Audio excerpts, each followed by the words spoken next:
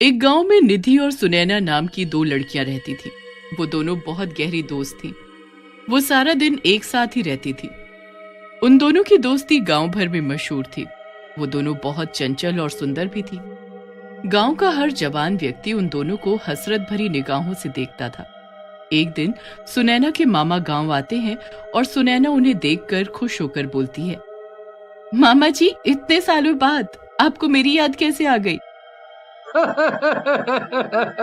याद तो आनी ही थी सुनैना। तुम्हारी मामी ने तुम्हें बुलाया है। वो तुम्हें बहुत याद कर रही है। और चिंटू का 2 दिन बाद जन्मदिन है ना, वो भी तुम्हें याद कर रहा है। मैं तुम्हें ले जाने के लिए आया हूँ। सुनैना ये सुनकर खुश हो जाती है। वो निधि से कहती है, चल निधि, तू भी हमारे साथ चल। मेरा वहां अकेला मन नहीं लगेगा। जरूर चलती सुनैना तेरे साथ, मन तो मेरा भी नहीं लगेगा, लेकिन घर में माँ बीमार है और वैसे भी कुछ दिनों की बात है, तू तो आ ही जाएगी। सुनैना अपने मामा के साथ शहर चली जाती है और निधि अकेली रह जाती है। गांव के 2 बिगड़ैल युवक अशोक और रंगा निधि पर बुरी नजर रखते थे। एक दिन निधि गांव के ही तालाब के सामने बैठी हुई सुनैना को याद कर रही थी कि अचानक अशोक और रंगा की नजर अकेली बैठी निधि पर पड़ती है। अशोक रंगा से हंसते हुए कहता है, देख लो रंगा भाई, आज तुम्हारी भाभी अकेली है। यही मौका है, क्यों ना मैं अपने दिल की बात तुम्हारी भाभी से कह दूं। चुप कर फटीचर आदमी। वो मेरी भाभी नहीं, तेरी भाभी है। कभी अपनी शक्ल देखी है? आईने में फटा हुआ अंडा लगता है तू। रंगा भाई, आज इसकी दोस्त सुनैना यहाँ पर नहीं है ना, हम लोग इसीलिए झगड़ रहे हैं। अगर वो भी यहाँ होती तो हम दोनों एक एक से दोस्ती कर लेते हैं। और तुझे क्या लगता है, अगर सुनैना यहाँ होती तो क्या वो भी हमसे दोस्ती करने के लिए मान जाती? क्यों नहीं रंगा भाई, दोनों सहेलियां साथ साथ ही रहती हैं। अगर एक से भी हमारी दोनों में से दोस्ती हो जाती तो दूसरी भी अपने आप आ जाती। ये कहकर दोनों छिछोरी हंसी हंसने लगते हैं और दोनों दबे पांव निधि के पास जाकर खड़े हो जाते हैं। अचानक निधि की निगाह उन दोनों पर पड़ती है। निधि उनके इरादे भांप जाती है और वो गुस्से से उन दोनों की तरफ देखकर कहती है, तुम दोनों यहाँ क्या कर रहे हो? तुम यहाँ पर अकेली बैठी थी। हमने सोचा चलो तुम्हारा अकेलापन दूर कर दिया जाए। क्यों ना तुमसे दोस्ती कर ली जाए। अपनी बकवास बंद कर। मुझे ज्यादा परेशान करेगा ना तो मुखिया जी से शिकायत कर दूंगी।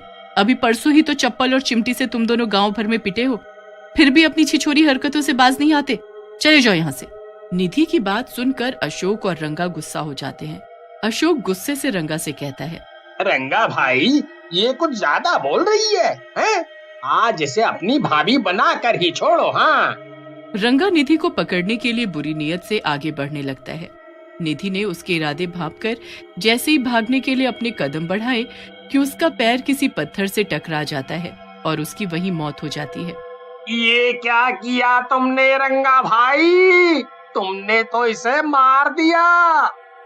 अबे कैसी बात कर रहा है तू? ये तो बचने के लिए भागी थी। मैं तो बस इसे डराना चाह रहा था। मुझे क्या पता था ये मर जाएगी। अब ये सब बातें छोड़ो, एक काम जल्दी से करो। इसकी लाश तालाब में फेंक दो।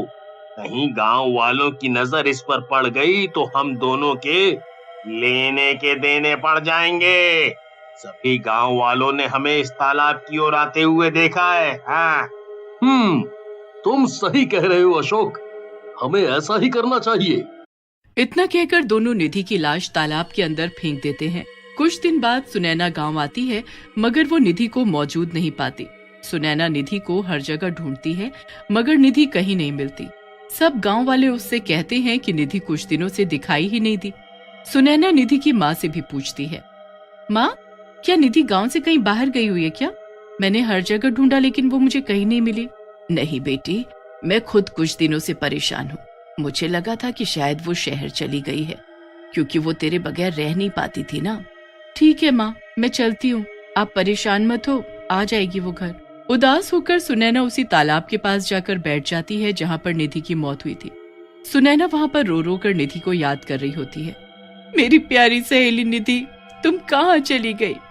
मैंने तुम्हें हर जगह ढूंढा, लेकिन तुम कहीं नहीं मिल रही। आखिर कहाँ हो तुम? तुम्हारे बगैर मुझे बिल्कुल भी अच्छा नहीं लग रहा। निधि, तुम कहीं भी हो, वापस आ जाओ।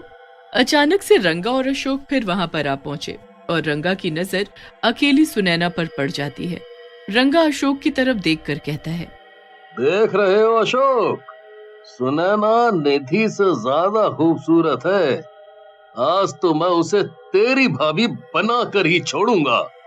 कहीं तुम पागल तो नहीं हो गए रंगा भाई? अभी कुछ दिन पहले ही इसकी दोस्त निधि यहीं मरी थी। हमें यहाँ से चलना चाहिए। मुझे कुछ ठीक नहीं लग रहा। तू तो हमेशा से डरपोक रहा है साले। जो मैं इसकी दोस्त के साथ नहीं कर पाया, इसके साथ जरूर करूंगा। इतना कहकर रंगा सुनैना के पास चला जाता है। सुनैना उन दोनों को देखकर चौंक जाती है। रंगा सुनैना की तरफ देखकर कहता है, कैसी हो मेरी जान? लगता है यहाँ पर बैठकर अपनी दोस्त को याद कर रही हो। कभी कभी हमें भी याद कर लिया कर जाने मन। रंगा ने ये बात कही ही थी कि अचानक चारों तरफ हवाएं चलने लगती हैं और तालाब के अंदर से अजीब अजीब सी डरावनी आवाजें आने लगती हैं। ये देखकर रंगा और अशोक बुरी तरह से घबरा जाते हैं और देखते ही देखते तालाब के अंदर से एक भयानक चुड़ैल निकलती है और रंगा और अशोक का गला पकड़ लेती है और उनकी तरफ गुस्से से कहती है, क्या बात है मेरे राजा? आज मुझे देखकर प्यार नहीं आ रहा? आज मुझे देखकर प्यार नहीं करोगे? चुड़ैल! अशोक भाई, ये कहां से आ गई? हाँ, मैं चुड़ैल हूँ। मैं उसी वक्त चुड़ैल बन गई थी जिस वक्त तुम दोनों ने मुझे उस तालाब के अंदर फेंक दिया था। मैं कब से तुम दोनों का यहीं पर इंतजार कर रही थी। चाहती तो मैं गांव में आकर भी तुम दोनों को मार देती, लेकिन मैं तुम्हें इसी जगह पर मारना चाहती थी। अब तुम दोनों मेरे हाथ से नहीं बचोगे। रंगा और अशोक ने चुड़ैल से बहुत मिन्नतें की, लेकिन चुड़ैल ने उन दोनों का सर धड़ से अलग कर दिया। सुनैना ये सारी वारदात बहुत गौर से देख रही थी। उसने चुड़ैल से डरते डरते कहा, मुझे मत मारो चुड़ैल जी, यहाँ पर मेरी दोस्त अकेले अक्सर बैठ जाती थी। मैं उसी की याद में यहाँ पर बैठी हुई थी, मुझे जाने दो। चुड़ैल सुनैना के करीब आ गई और उसने सुनैना से कहा, कैसी हो मेरी प्यारी सुनैना? तुम जिसे याद कर रही हो वो मैं ही हूँ। सुनैना, कुछ दिन पहले मैं भी तुम्हें इसी तालाब के किनारे बैठकर याद कर रही थी और उस वक्त इन दो हरामजादों की वजह से मेरी मौत हो गई थी और मैं चुड़ैल बन गई थी। तुम निधि हो, मेरी निधि। सुनैना उस चुड़ैल के गले लग जाती है। हाँ, मैं तुम्हारी निधि हूँ। मैं अब चुड़ैल बन गई हूँ। मैं तुम्हारा कब से इंतजार कर रही थी। तुम ही मुझे मुक्ति दिलवा सकती हो सुनैना, लेकिन कैसे? इस तालाब के अंदर मेरी लाश है, तुम उसका अंतिम संस्कार करा दो, मुझे मुक्ति मिल जाएगी। इतना कहकर चुड़ैल पानी के अंदर चली जाती है और एक कंकाल लाकर सुनैना को थमा देती है। सुनैना सारे गांव वालों को इकट्ठा करके अशोक और रंगा की सारी करतूत बताती है। गांव में से एक व्यक्ति उस चुड़ैल से कहता है, तुम्हारे साथ बहुत बुरा हुआ निधि।